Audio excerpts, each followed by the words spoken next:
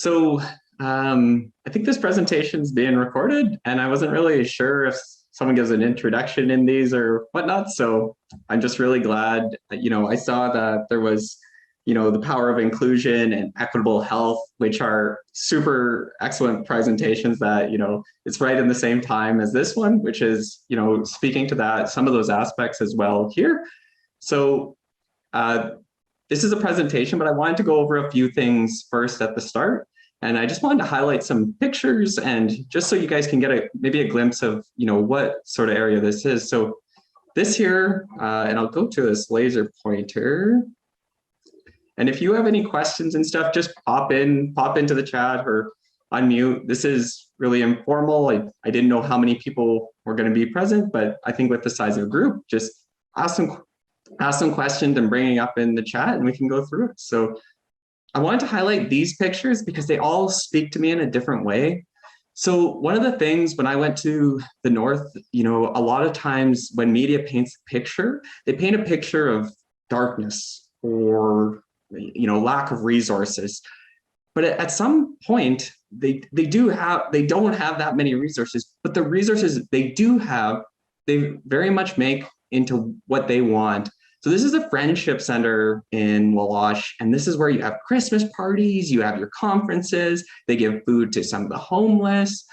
This is the rink here down here, and attached to the rink is your radio station. So I always thought that was neat. So anytime I'd go on radio, that's where I'd go.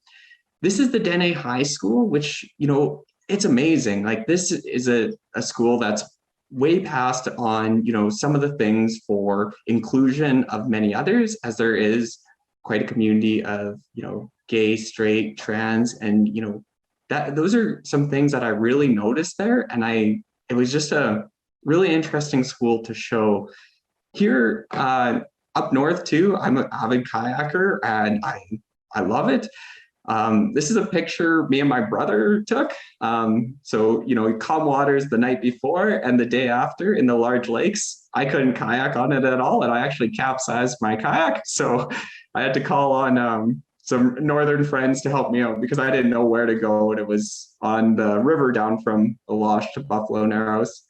And I wanted to show this picture because one of my coaches always said is that, we're leaders in today's health system, but we always have to take into account, what occurred in history and what occurred in the past. Like Loche just had a grocery store in 1970, and they used to have sled dogs, and the major industry was mink. Synthetic fur really changed that. And I just wanted to show that picture, and that is always one that I like to highlight. Additionally, with that darkness that some of the media paints on it, this is some of the local photographers show. And if you look up Loche, probably on Google, you'll see this sign as if it's looking over you. And I just don't feel that's fair. It's not a fair representation about how beautiful the place is and what you can see on the lakes and the northern lights. And you'll see eagles and bears all over the place. So I had to share that because I just wanted to demystify that a little bit. So just starting with a few things, the traditional land recognition, we would like to acknowledge that we are gathering on Treaty 2, 4, 5, 6, 8, and 10 territory and the homeland of the Métis if you are in Saskatchewan. And I'd like to recognize the teams across Saskatchewan, including Sask Health Authority and every affiliate and government who helped. And I am personally on Treaty 4 territory in Weyburn with my family. Recognizing this history is important to our future and our efforts to close the gap in health outcomes between Indigenous and non-Indigenous peoples. And I pay my respects to the traditional caretakers of this land. This next slide, if you take anything from this presentation, I think we have to take this as health leaders. Throughout this presentation, I may highlight some specific people or myself, but I did want to acknowledge before speaking, no one person did the work. Everyone tried their best, and there were large-scale teams involved, from EOC commanders to housekeeping, from the post office to the liquor store, from volunteers to the highest pay. Every single person came and had a major contribution in their own right, and I am just a voice. And this is my most important slide because I'm just the leader who's speaking because I made a journal during this time. And that one just has to be said specifically right now. And for anyone who was involved in this, had a part just giving advice or coaching of any of the leaders who did be involved with it, thank you. What you did was important. And I just have to say that first. With this presentation, I want to start with a purpose statement, and I want to thank the leadership of the Northern Village of Loche, Clearwater River Dene, and Métis Local number 39 for the ability to present, along with their dynamic and flexible leadership, which has shone brightly during this as they provided guidance to me through this presentation, along with me going through some tough personal challenges during the outbreak and leading the outbreak from an organization perspective. The purpose of this presentation is to be a learning experience on what has occurred so other underserved areas can learn and grow. Additionally, through the presentation, I'll strive to highlight some of the patterns in underserved areas with limited resources where there is discrimination. And one message I did want to make sure we pass on, and it's something that we have to take into account as leaders, we need to stop the cycle and we need to be involved. So with that, let's get into the presentation. So I named this the Loche, the largest outbreak in Canada. And that was before, I had to submit this in the summer, and I didn't really realize how bad the fourth wave is. And I'm not sure if it is anymore, but at the time in the summer, it was on a per capita basis. And for it, I just wanted to share my journey as some books I read and a coach I had made sure I journaled throughout this. And I thought it was important, and I'll get into that. With that, I am from Sask Health Authority. I do have a bias, and this is our vision and mission with that. So our vision in Sask Health Authority is healthy people, healthy Saskatchewan. And we work together to improve health and well-being every day for everyone. And that's a vision and mission statement I take personally, in the sense that it doesn't talk about health service delivery. It doesn't talk about excellent services in acute care. It just talks about healthy people. And I think that's an aspect that we have to always be on our mind and change that dynamic to moving to community health improvement. We do have our values, which you can review, but those are the ones I want to highlight. So that being said, who is Trevor? So me, I'm Trevor. I was raised in a small town in Saskatchewan. It had about 500 people. Soon after high school, I went to the military because I believed in health and I wanted to learn principles, and I wasn't a good high school student. And, I do like to present. I do like to make sure people are learning these new learnings. This is a picture of me here when I presented at the Casper conference on scabies in a health facility. And funny thing is I applied to be in this conference, the BC Health Leader Conference, and they're like, no, I don't want to hear about your outbreak. So I ended up going to the Casper conference as a poster presenter. So this year it's quite nice because they said, yeah, sure, Trevor, we can hear you flap your lips. So anyways, my health journey started I previously was a respiratory therapist, medic in the military, worked as a clinical lead for a private company.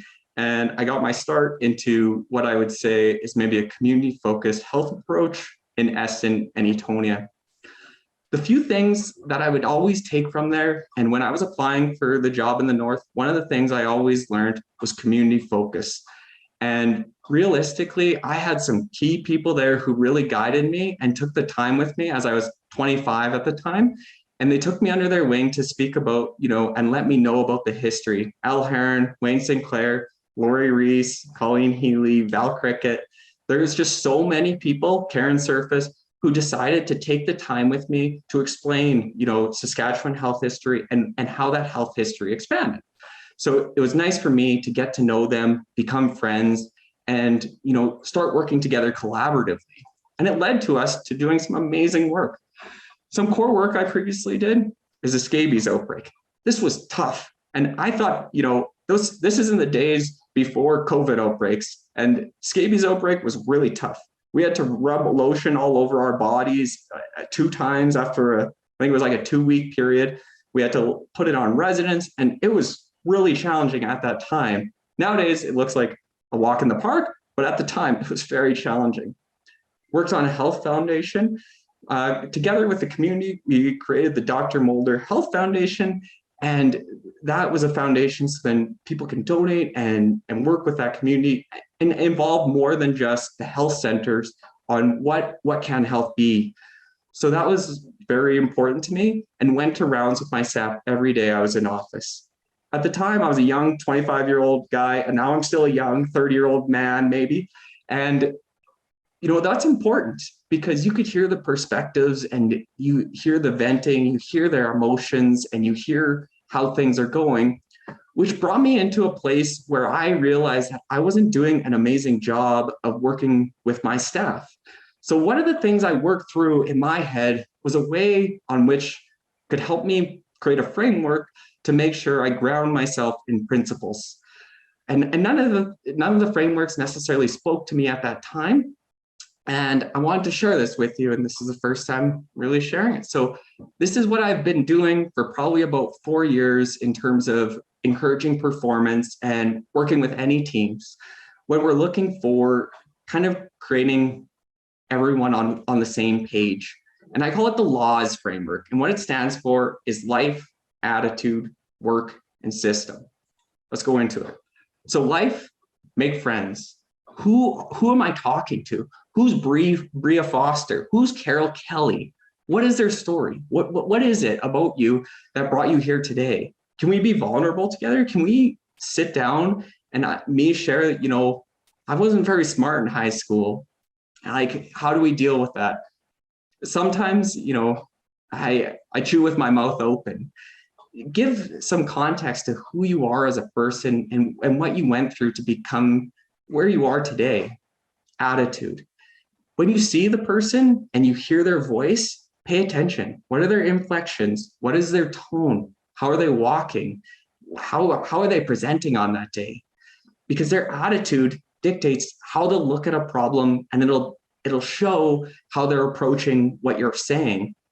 Nowadays, it's a bit different. I can't see any of your faces, or I have this 3 thumbnail thing, but I want to know, how are you doing? What does these words I'm saying mean to you? Work. How are they doing their work that is only dependent on them? How are you doing an IV? How are you putting on your shoes? How are you entering the door? How are you bathing someone? Because once you know the L, A, and W, you can start focusing on the system. And a system is a team united for a common purpose. So when you know someone's life, you've become friends, you can see that they're in a reasonable state with their attitude, and they're doing a good job of something that's dependent on them. I think only at that point, you can start developing them into a team where you can start thinking of a new goal or a common purpose. And in this circumstance that I learned, maybe health, but it can vary. And what this system did for me is it produced really strong results, but it's not instantaneously. Making friends, making relationships are tough, and you must earn your relationships, as they are never given. So I know Shalane was bringing up earlier, working with other industries or other partners. How do you do it? Start early, please start early. And I'm not trying to put anyone on the spot, but they have to see your positives, your negatives, and your unintended consequences of being Trevor's friend. Trevor's Rami. Okay, that's okay. But how do we work with each other to do that? So let's go into it. So I'm a farm boy. I was raised, southern Saskatchewan, moved to Estiatonia, very farm dependent.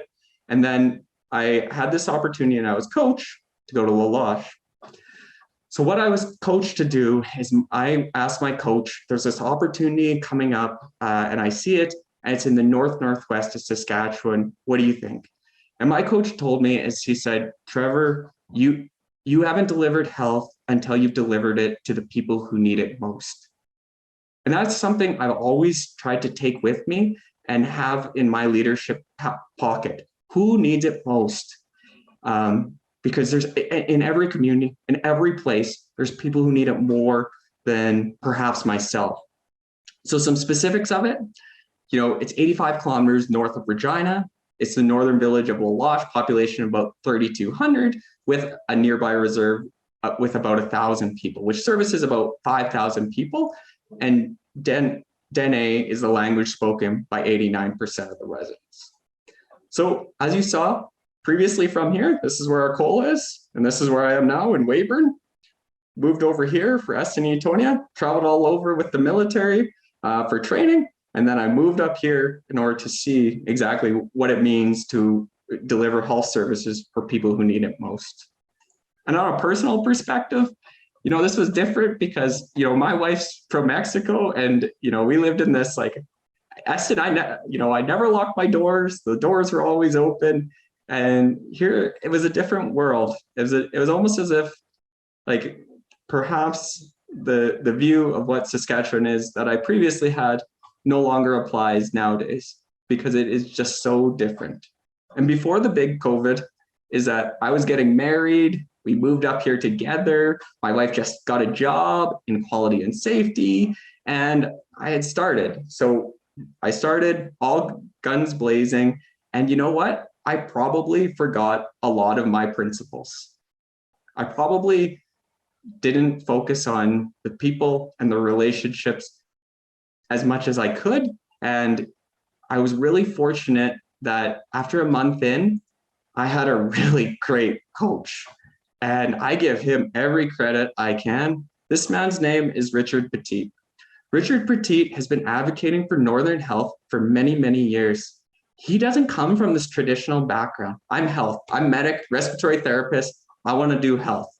Richard, he was a principal. He went to a residential school in Isle of Cross, and then took his Northern, it's called NORTEP, his education teaching program, worked as a principal for a number of years, and then he went into becoming a health leader and was once the CEO of Keewatin Health Region.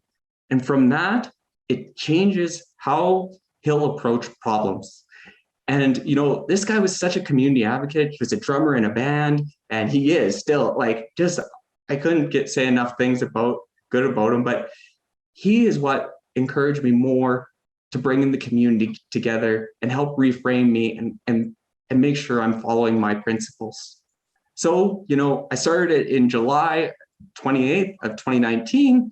What I worked through is started the dental program. We created fast track appointments, completed the Loche co-location initial project plan so we could work through that, and started making relationships with nearby reserves. And from those, we had a lot of people saying, hey, you guys aren't doing a good job. You guys, what are you doing here? And on February 7th, we met with the Rural Minister of Health to talk about La Loche even before this outbreak, before anything, because they were advocating for more health services in La Loche. And that's fair. And you know what? So what? Those are typical works that directors do and managers do. And I want to make you question that a little bit, because how is this place different from a public health perspective?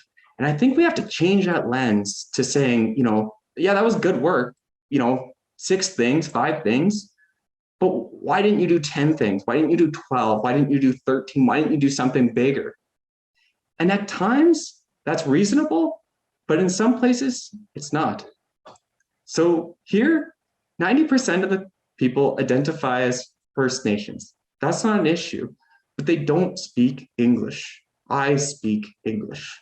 How do we get across to those different people who are wanting to learn the material that you're bringing or talk to them?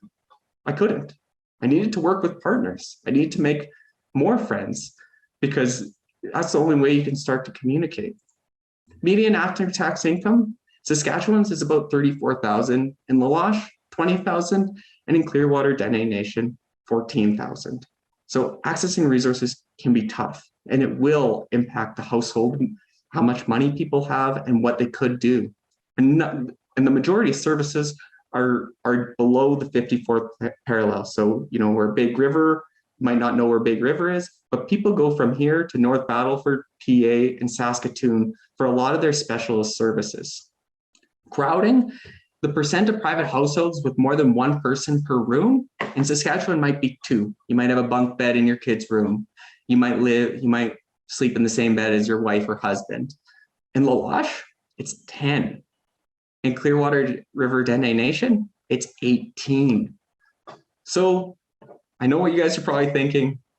Whoa, That's going to be tough with COVID. And you're right. So just hold on. Alcohol-related hospitalizations in Saskatchewan, it's 335. And in Keewatin-Yapi, so in that northern region, it's 1,008. So about triple the amount. So, and I have to talk about this before, system issues before COVID, what we were dealing with there. We were part of the Roots of Hope initiative, trying to lower the suicides. Community members experiencing frequent lack of clinic access. We tried to increase fast track appointments so some people could get them. Different EMR instances, so you couldn't communicate between a Meadow Lake Tribal Council outpost clinic to an SHA one. So it would leave maybe gaps between because they received hospital services from SHA and then had an outpost clinic where they didn't have it. So we would just bring paper back and forth on the airplane. Care staff challenges, PHN resignation, highest staff turnover in Saskatchewan, 1 to 2 PHN positions vacant. There wasn't enough housing, had to have ER on bypass at Christmas, even before COVID, infection control practitioner being off. And, that's some of the frontline challenges, some of the backline challenges. We were amalgamating as a health authority, manager of Loche recent resignation, human resources attendant support resignation, finance, OH&S, director of supportive clinical integration, the executive director, my coach, recent retirement, and matrix staff alignments and role and responsibilities. Those are big terms, and they really change how you can make projects and get stuff done. And that's really, it might mean very little to the person maybe receiving care, but in terms of making change and improvement, it almost makes it impossible. So with the early COVID scare, you've seen the data, you've seen the public health issues, people are crowded, people don't have money, people can't go to the next place. How does this look? So as we all know, February and March were tough. And community conversations and text messages were just flying through us like anything. And in Saskatchewan, we said, hey, just hold on. We have annexes coming. Those are really important. They're going to tell you how to handle COVID. And they didn't. No, I don't think anything prepared us. We had calls from people saying, hey, we're gonna attack the hospital. We might burn it down. We didn't know what to do. So you just think of like, what are you going to do? Maybe I'll call security. Maybe I'll have them. March 11th, the World Health Organization declares a pandemic. And then we start looking at, from these conversations and from starting to think about in March and February, you're like, okay, these are the deficiencies we have with an organization. But what about what do we have for supplies to deal with this problem? We had expired masks. Never had, we always tried to have important infection prevention control for intubation, but we were going crazy with some of this stuff. We were getting ventilators. I bought these air purifiers. Northern hospitals must stay open, so we weren't going to get bypassed. And we were told to find surge beds, and you're never really sure what you need. So we were looking at gyms. We were talking to schools about this sort of thing. In Isle of Cross, we were thankful because there it's a joint facility with a school and gym. So you could set up field hospitals. I don't know if other people on the line had that. If you do, please enter it into the chat, because at this time you were just calling everyone you could in these rural places to say, hey, do you have a place where we could perhaps put a cot for a field hospital? Because we didn't have those things. We didn't have any extra room and we couldn't go anywhere. We had to stay open. And big changes were coming. Schools were told to wind down for March 20th. We were saying, hey, if you got COVID, call 811. The system was overrun. Operationally set up daily manager meetings. So we were talking, but none of us had answers. And that's a real place to be in, because you don't know what is going to come next. Disjointed data being shared. You'd have one person share something and it wasn't in line. Lab tests took 4 to 7 day turnaround. And we weren't accepting medical detox. And you know what? Thankfully, on March 12th, SHA rounds message, they said, we are ready for COVID-19 in Saskatchewan. Let's stop the spread. And that, that really helped me, because I didn't think we were ready. I didn't think what are we going to do? Like, this is really tough. Everything is changing. Everyone is messaging. Everyone is like panic emailing. And, just like Shalane said, field hospitals were set up in tents in our health region. It's winter. It gets cold. This was tough. So through this, I had a journal entry after this, and I said, March 16th, there was a lot of panic emailing, as there was a lot of developing info, and it was just changing. It was just changing. You would open it up in the morning, think you're on top of things, changes by 3 o'clock. And by the 18th of March, the government declares a state of emergency. So what does that mean? Like, I don't know. I'm in the north. And, threats on infrastructure, try my best calling like some of the respiratory therapists I know and calling some of the places that I thought might have more data who've dealt with more COVID. But you know what? My wife was pregnant. My wife was pregnant. And this is the part that really scared me, because dealing with these challenges, I don't think it hits home until it hits you personally. And this was a big day. If you check here, this is on the 20th of March, and we were in Loche dealing with the COVID, dealing with some of the preparation for COVID. And we got to see like my son for the first time here in Loche. And I'm just very thankful for all the leaders who came before me who put that there. However, that makes me scared. I am very, very frightened. Because before that, I was working on changes to help the community. I was working on changes to help the area I was working in. And now this got serious. This got really serious. I want to have a normal pregnancy. I want my son to be healthy, and I want my wife to be good. How do I help that? I don't know. And you know what? I didn't know. But thankfully, I took some serious solace in 2 books that really helped me think through things. And one's Man's Search for Meaning by Viktor Frankl. If you've ever read this book, I highly recommend it. It speaks to, he developed through concentration camps, he developed a model for, I guess he educated himself as opposed to getting drawn down by some of what can happen in those such negative situations. So right around this time, I think it was March 20th or just before, don't journal. Don't journal. If people tell you that, I debate them a little bit. And I'm sorry for saying it earlier, but prepare your learnings for others. People want to know what your experience is like so they can prevent it the next time. And this one, Pandemic by Sonia Shaw, know your enemies. We've had pandemics before, even in the past 100 years, maybe I'll say 150, with huge casualties.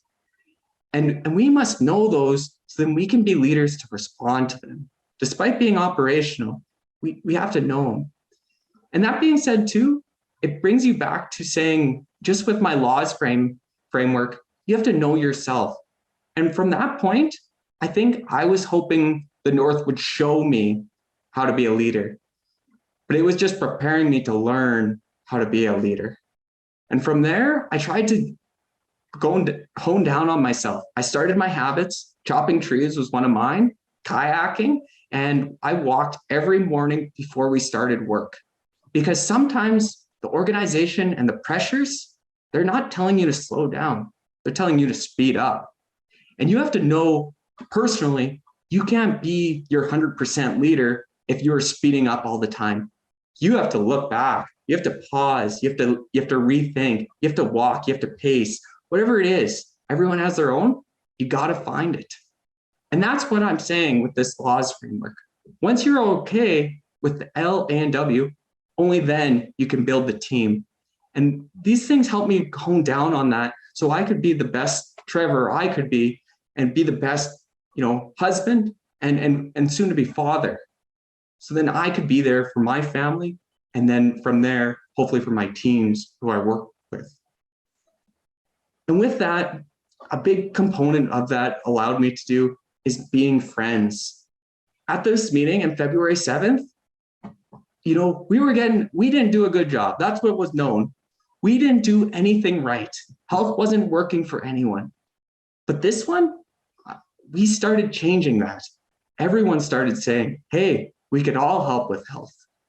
Because if history has any knowledge at this time, we could be dealing with a big problem. And today, I think the COVID cases just eclipsed 5 million people dead. We might not be at the end. We might be in a point where we have to prepare and stay there, stay strong, and hone down in our own practices, our own life, in order to be there for our teams. So with that, the cases didn't stop. They keep coming in, one by one, by one, by one. So we needed to keep acting, building a team. The mayor of Loche, we were working together, we were texting all the time, starts an EOC team, and so was there a team in each of the other small communities, so then they could respond and be there. Consisting of leadership from Saskatchewan Métis Local, Clearwater River Dene Nation, Northern Village, SHA, RCMP, Saskatchewan Public Safety Agency, and local organizations and businesses, including the post offices and the liquor stores. We needed that because the first case was coming. And how does it get here? How do we get COVID in La Loche, one of the more remote places in Saskatchewan? La Loche is a place where the workers go, people work elsewhere, and typically it was in Fort Mac. So they would take the ice road and then either the ice road, the bush roads, drive on lakes, or 155. And just for perspective, this is where Fort McMurray is in relation to La Loche, and this is the ice road. And we would go there all the time just for exercise or going to the gym, but that's how people move back and forth, or they flew from helicopter or plane. And previous to this, things were looking so good. And it was for a long time. And it was surprising. We have all some of the very poor public health determinants. But the first case, it comes. And these are our first one. So first came in April, 1, 1, 1, 1, 2, 1. And how do you feel after a few? And I remember thinking about this. I journaled it. It's a lot because you're diving into so many cases and so much detail, and you're just trying to figure out how to communicate it. What's next? So then you get more. 2, 1, 3, 8, an outbreak in our long-term care facility. People had to go home. Precautionary travel advisories. People weren't traveling. We couldn't leave. And from there, we just act. We act. And perhaps at that time, we might have just maybe benefited from a pause to say, as opposed to going into this chaotic response and sharing that with every person on our team, let's pause. What have we done in the past? What are we doing with this? And with some of the leadership and pause that we did with establishing those teams, it was encouraged. And at that time, you feel like this little devil guy running around, but you can get into this complex stage pretty easily and you just have to make sure you're all sitting down as a team and trying to make sure your mission and vision on what you're working towards is known. So with that, travel advisory comes in. There's checkpoints all over the place. There's checkpoints in each of the communities. The Northern 155 group started, and it was pretty much all the communities north of the 54th parallel. Each village set up their own group. And with that, we had that outbreak. 25 staff off, out of work, out of 50. That's all we have. And they were close contacts and they couldn't help. We finally signed a letter of understanding so we could transfer supports. And what we started seeing is that SHA developed an EOC, and then they started supporting us. And then they asked, what do you need? What do you need now that we can make action at a provincial level for these smaller rural areas?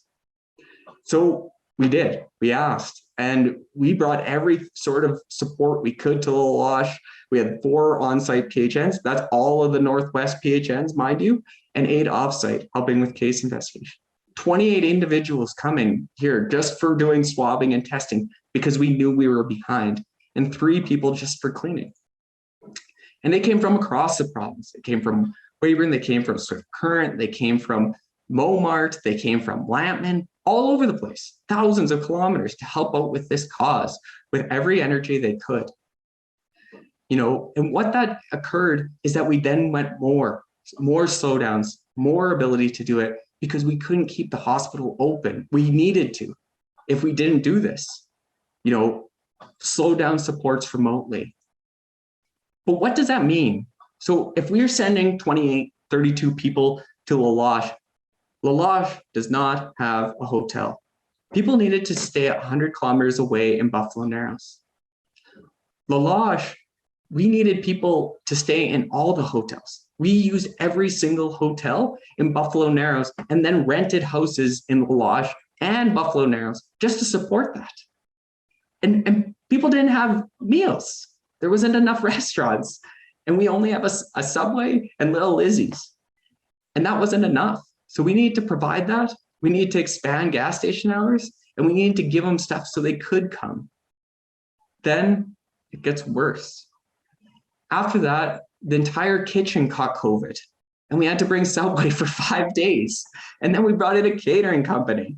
And all these things that were much necessary to catch all these cases. So our cases, we kept finding more and more and more.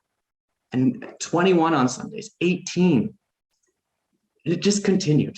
And from that, we needed to hone down as a team in order to sort it out and work as a team. So what we did do is we huddled every morning, we got on a plan, and we always started with a status update of where we're going. We always went with the principals. The people in the North know it best. They have to be the leads. And they were the lead in every vehicle we would send out. And for staffing of those, we made 20% of them case investigation, 8% were swabbing, and 37% were just, swabbing. And it was just a huge amount of people working towards that. And if we didn't have this, we would have seen more and more and more cases come. And it doesn't get better, it gets worse. One COVID positive death died on April 27th. This is a big deal, as typically there was wake ceremonies and they would want to see the body, and the amount of work it took after the fact was high. Community concerns. The one grocery store in some of the towns closed. And the province announced non-critical travel. You can't go. So when we had the people come up, we knew what we needed to do. We just needed to deal with the backlog and then work through that and get those samples down to Regina and Saskatoon, wherever they could do them. So we had a plane take all of our samples from Loche on a daily basis down to Regina and Saskatoon to deal with the backlog of cases. And from that, this is what it looked like initially. But it doesn't change anything from a personal perspective. I couldn't leave. I couldn't leave to see my son's ultrasound. But if someone sees this, this is different. And this is where people really stepped up and where healthcare workers became healthcare heroes. This is a bedside ultrasound, the same one you do for looking at someone's lungs or putting in invasive lines. And they took the time to do that. And I just have to give every respect to all the doctors, healthcare workers, and specifically in Isla Cross, because this is where this was done. And it meant so much to me. And I don't know what to say that would be the appropriate thanks to get this, because this was a couple months into it, and it meant a lot to me. But COVID doesn't stop there. COVID looks at the public health determinants, sees which ones are the weakest, and attacks. So from there, alcohol was a huge issue. So we stopped. Alcohol sales were stopped. We had so much withdrawal. We had so many people who were addicted, and it was a serious problem. We had a team come up just specifically from North Battleford to help deal with it. Just to refresh your mind, this was the hospitalizations entirely caused, double that of Saskatchewan. And this is the hospital rate of hospitalizations entirely caused by alcohol, particularly in male and all higher than Saskatchewan and Canada, the highest out of anywhere in Saskatchewan. So what did we see? Huge withdrawal. Our ER was very pressured, had to go on bypass, and that was just unacceptable. So we just continue to try our best, but don't know exactly what to do. So what we did have to start is a managed alcohol program in order to help people with this. So these are some of the goals. I won't go into them too much, but you just want to reduce health risks from alcohol withdrawal. So how do you implement? First of all, no one's implemented. We had to get some files from BC to see what they did, and then look to Saskatoon on how they functioned with it. And what we did was absolutely not even close to the same as what they did. We had to partner with Clearwater River Dene Nation so that they could give it on their reserve. We had to partner with Métis Nation so then they had their local staff use as guide. And we had to work with the village so the village could bring people in, because friends tell friends about health stuff. They don't typically take it from the leaders or those things. It's friends telling friends. And it was such a strong partnership. Everyone put their good foot forward as they knew they had to do it because it was for the community and for the health. With that, we saw so many different data points that we never expected, such as RCMP saying that we didn't have anyone come in a night. And that was so much different. So how do you get into the MAP? You present to the ER clinic or show up at the MAP program. And what does it look like? So that's our MAP building. This was a Clearwater River Dene Nation had this building and they loaned it to us so then we could use it. We set it up with staff from North Battleford who had experience in some of the programs and working with RCMP as well, because they were a joint partner. And through that, we surveyed and made sure they knew the information, and we collected data so then we could perhaps use this for a larger plan later on. With this, what sort of data were we seeing? A lot of individuals had some high school, very few graduated, most between 40 to 49. 98% were unemployed. They regularly sleep in a house with a family or by themselves, was only 64%, but I think it was 34% live in, that you just don't know where they're going to stay on that night. And they got in the program, and this is a big piece of data I've always found, by a friend. You have to encourage friends to share with other friends so you can get that health information out. And we kind of went into that piece. So some of the unintended consequences of this is participants received home deliveries and then they came for pours. So sometimes we had to work through that. And some of the clients were selling their wine. So we had to find out ways to say, hey, who's doing this? So we would always partner with that whole group of individuals and say, hey, can you see who's doing that? Community connection. So at one point we had 60 people on the MAP, and while we had the MAP program going, no one experienced withdrawal. So it just really changed what I would see for that. I'm just going to go through these slides quickly. These were maybe some that I could show you at the end part, but I did want to include them if we had time. So how did it adjust? At some point, we as health leaders perhaps may not have capacity, or in whichever function you're in, and you need to give that up. Give that leadership to someone else. So from that was a program put right in the middle of developing the mental health, the managed alcohol program.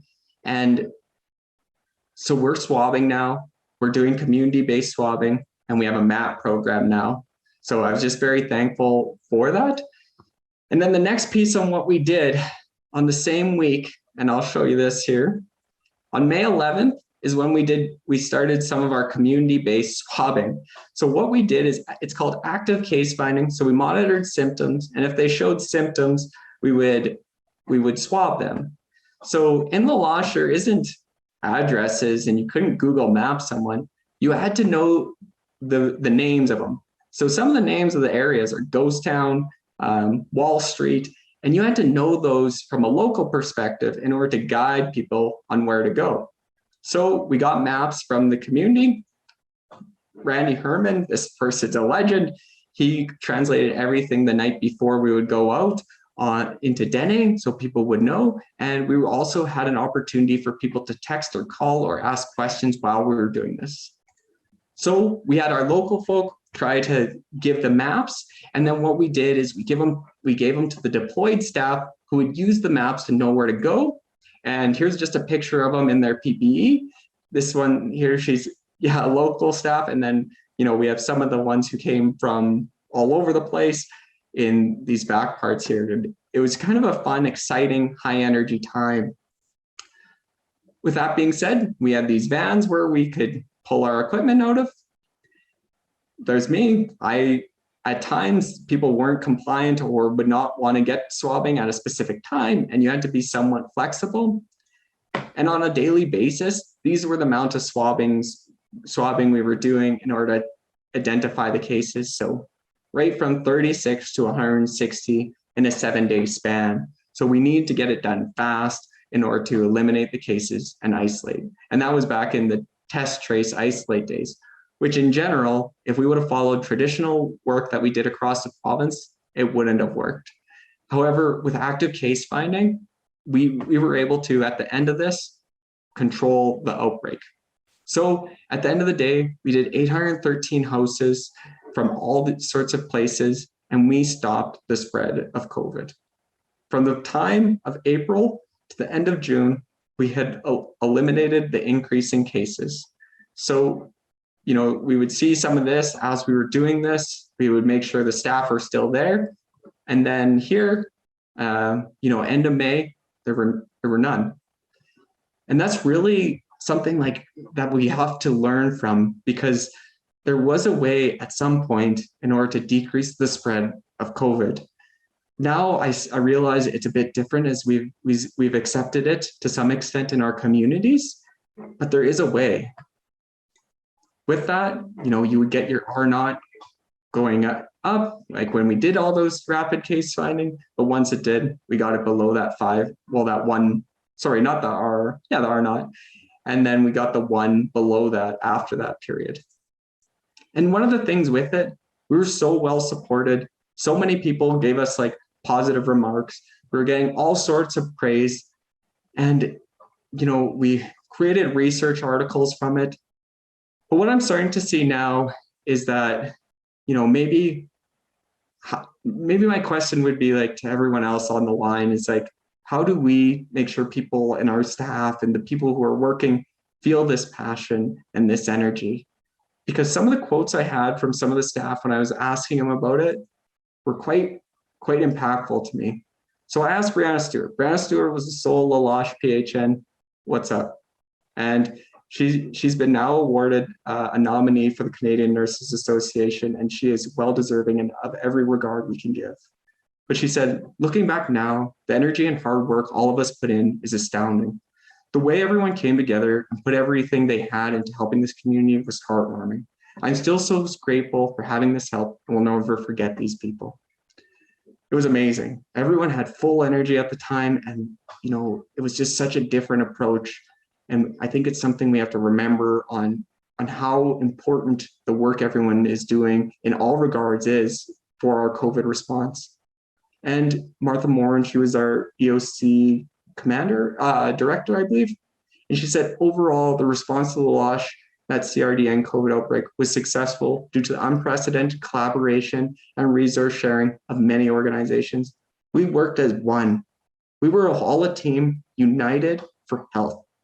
Everyone, in terms of what we were doing, knew what we were doing and knew why we were doing it. We were supporting health. And that really changes the conversation when you are working with your partners and teams. When you have people rallied around that common goal, it's so insightful, and it's changed my leadership from then on. So what happens after the outbreak? So that's me, that's my wife. As you can see, my little boy's getting bigger in there, and we're on a boat. No, sorry, there was no crash. But in terms of the COVID response and what we're dealing with, you hope that the outbreak stays off, but things change. And we always, as leaders, have to change, and we have to adapt to what we need. So in November 9th of 2020, there's municipal elections held, and that changes who the leaders are and who the teammates are. So how do you re-rally and think through what is your common goal and vision? Personal change, my son was born and, we came out safe. Neither me nor my wife ever tested positive for COVID. And my wife is probably the true hero in my mind for our family. She taught everyone who did come up and worked in quality and safety, showing people appropriate PPE while having Aiden in her belly at like 7 months. And every time I look at her, even to this day, I am immensely proud and such strong will, because despite every challenge, she still gave me the strength and gave our family such a wonderful son. And now working from home, it looks a little bit different for some, and it's not necessarily what we ever imagined it to be. And we lose some of that energy and passion we once had. But what do we do different now? What do we learn from this? So with the framework I'm suggesting, laws, life attitude work system, create coalitions, not by saying, hey, let's work together, Sask Health Authority and Clearwater River Dene Nation. Let's work together, Trevor and Chief Teddy Clark. That's a different conversation than saying the organization you work for. We have to be leaders from a personal perspective, along with an organizational, to build those strong, trusted relationships. And same with the law's principle for mass communication, life attitude work system. We are not trying to make sure everyone hears everything. Let's get key people who know the stuff. And if people are saying they're anti-vaxxers, there is no one in my mind who's anti-vaxxers. There's no one who purposely wants COVID. No one wants COVID. I think it's just an idea out there, but no one wants COVID. They just maybe need to take the time so we can have the conversation and frame that conversation with them and learn with why. Why do you feel that way? And take that time as a learning moment so we can really dispel these myths. There's no one who's one thing. No one wants COVID. No one wants to go to the hospital, and no one wants to be sick. We need to get past these framings where we call people one thing. They aren't. They want health. Laws, have everyone listen. No, you just want to make sure you listen to them. We as leaders too often use our voice before we use our ears, and we have to take that step back. And it's so easy to go first, lips first versus ears first, but we have to. There's no better time than now. With that being said, this will repeat.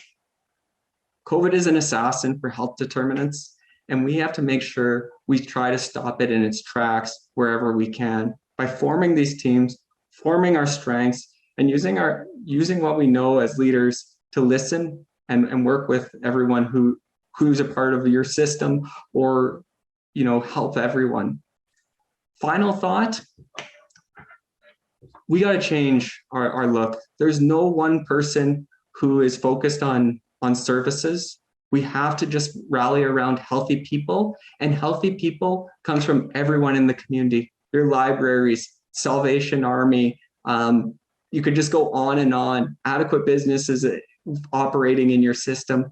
Those are very important, because I like Sask Health Authority because I can get behind this. I want to work for healthy people, and Healthy Saskatchewan is just our saying. But it's important, because when you see organizations where they're saying, hey, I want to have cool products, or I want to have perfect health service delivery. No, we need to, if we want to really work with our partners in the community and really start building health to what it can be, we need to be just focused on health. I want to give you a quote from a deployed nurse. You cannot let fear control you. It will make you unsteady and clumsy. Utilize all resources available to you. Do not struggle alone. Always remember, we're all just doing the best we can with what we have. Some have more to work with, some have less. We're all doing our best. That was Cassandra Kapitko, who came from Regina to help us. And one last one from a manager who went above and beyond in this time frame and in past and is doing it today. We have to listen to this. We all had fears, yet we all answered the call, and we still do, putting our families and our lives as we knew it aside because the Loche mattered. We came together as strangers, but we left as family. And with that statement, I find it very impactful, and it's changed the way I see health leadership in the sense that we are all family. We're all working for the same thing. Every single person, every organization, when you boil it down, it's health, adequate housing, all those things, adequate garbage intake, having leisure services. It's important. And from that, with my final statement, I just want to thank every single healthcare worker, leader, and their friends or whoever's supporting you, because it's important and it is a tough time right now. And every little bit of support and work you do for when you're driving for health is important from every organization I can imagine. So with that, thank you for your time. So I think I went over time. I tried to rush through a little bit, and I'm sorry, but does anyone have any questions? I have so many, but I can serve those. I can save those for a side discussion, Trevor. I'm going to pop you a note. But what was the total case count, and what was your relationship with your overseeing medical health officer and public health? So I think our overall case count ended up being about 7% of the population. So that's what made it the highest per capita. And I didn't want to highlight anyone too much. Me and the MHO works like this. Dr. Zayed, she's now Dr. Zayed and the leaders, Jennifer Henneque and stuff. We worked like this, and same with the leaders. Like you just have to be friends. You have to text those random texts where you might be just venting, and you have to be there for your teammates. So, but yeah, tight.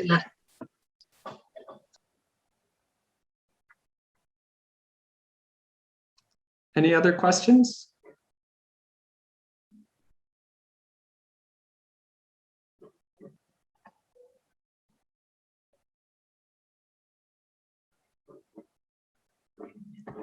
If not, I hope you guys have a great rest of your presentation. Sorry about it going a little bit over time. And thanks for taking the time to listen, and feel free to reach out if you have any questions ever. Thanks, everyone.